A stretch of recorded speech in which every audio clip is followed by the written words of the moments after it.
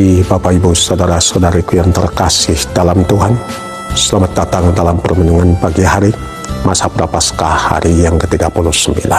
Musuh-musuh sudah memutuskan bahwa Yesus dan misi perutusannya harus dihilangkan, karena kehadiran Yesus menggerus popularitas mereka.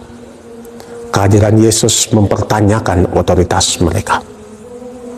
Kehadiran Yesus membuat mereka kehilangan pengikut-pengikut mereka. Itulah yang membuat mata mereka gelap. Itulah yang membuat mereka mengambil satu putusan, yakni membunuh Yesus. Sudah beberapa kali Yesus dijebak, tapi Yesus selalu lolos. Mereka tidak mau lagi kehilangan kesempatan. Sekarang Yesus harus ditangkap. Yesus harus dibunuh.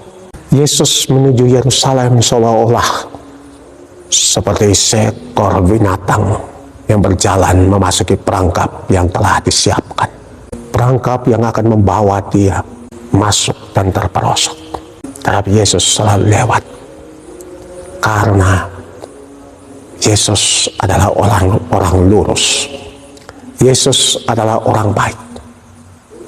Dan orang yang baik akan selalu dijaga dan dilindungi Tuhan. Orang baik dan orang yang lurus, Tuhan akan melindungi mereka dari segala yang terjadi dalam hidup. Tantangan salib tidak akan membuat mereka hancur, tetapi tantangan dan salib yang mereka hadapi menjadi momen bagi mereka untuk memperbarui komitmen, untuk memperbarui hidup mereka, untuk semakin mempercayakan diri mereka kepada Tuhan. Perbedaan-perbedaan selalu terjadi dalam hidup kita.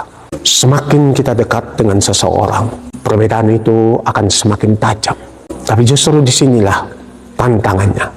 Tantangan untuk menerima, tantangan untuk mendengarkan, tantangan untuk belajar rendah hati, bahwa ada banyak segi pandang dalam menatapi hidup dan kenyataan hidup ini. Bahwa tata cara pandang saya belum berarti yang paling benar.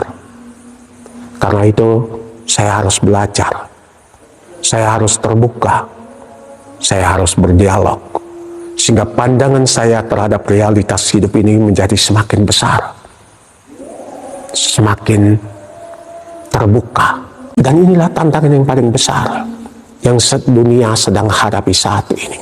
Dunia ini semakin global. Dunia ini semakin kecil. Kita bisa berjumpa, kita bisa bergerak dari satu tempat ke tempat lain. Dan kita bisa berkomunikasi. Dulu itu tidak mungkin dan tak terbayangkan. Tetapi sekarang dunia ini menjadi begitu kecil. Dunia ini cuma sebesar daun kelor. Dulu itu dibilang dunia ini lebih besar daripada daun kelor. Tapi sekarang dunia ini sekecil daun kelor. Karena dunia ini begitu kecil. Tetapi justru kita melihat di mana-mana ada gerakan untuk menutup pintu.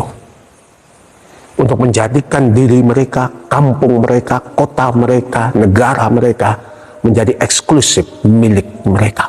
Kita ngomong bahasa orangku, daerahku, yang punya hak atas tanah ini. Padahal kita sesama anak bangsa. Justru disinilah tantangan. Bukan kebetulan ketika Bapak bangsa kita memilih Bhinneka Tunggal Ika sebagai moto untuk negara kita. Berbeda-beda tapi kita tetap satu.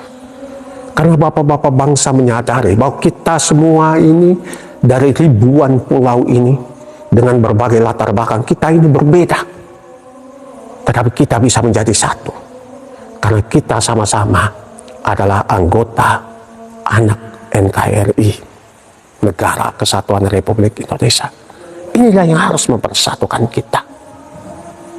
Perbedaan-perbedaan itu tidak boleh menjadi momen bagi kita untuk saling menghancurkan. Maka bahasa kita tidak boleh menjadi suatu bahasa yang eksklusif. Bahasa itu harus menjadi inklusif. Bahasa yang selalu berelasi dengan orang lain. Hanya dengan demikian kita bisa membangun bangsa ini. Dan itulah mimpi Yesus. Mimpi Yesus ketika dia sebelum wafatnya, dia berdoa. Dia berdoa untuk para rasul, supaya mereka bersatu. Dia berdoa itu bukan hanya para rasul, tapi juga untuk semua orang-orang yang karena pemberitaan para rasul percaya. Tapi dia berdoa untuk seluruh dunia, supaya seluruh dunia ini bersatu. Hanya dengan demikian, perang yang kecil ini akan mampu mengalahkan kegelapan yang begitu besar. Jangan kita biarkan dunia ini hancur karena ego kita. Jangan kita biarkan keluarga ini hancur karena ego kita. Jangan kita biarkan bahasa aku menjadi dominan di dalam komunitas-komunitas kita. Tetapi bahasa kita, aku dan engkau, itulah yang harus menjadi dominan. Bahasa inklusif, itulah yang harus terjadi. Semoga Allah Bapa yang Maha Kuasa memberkati kita, melindungi kita sekalian. Bapa, Putra, Roh Kudus. Amin.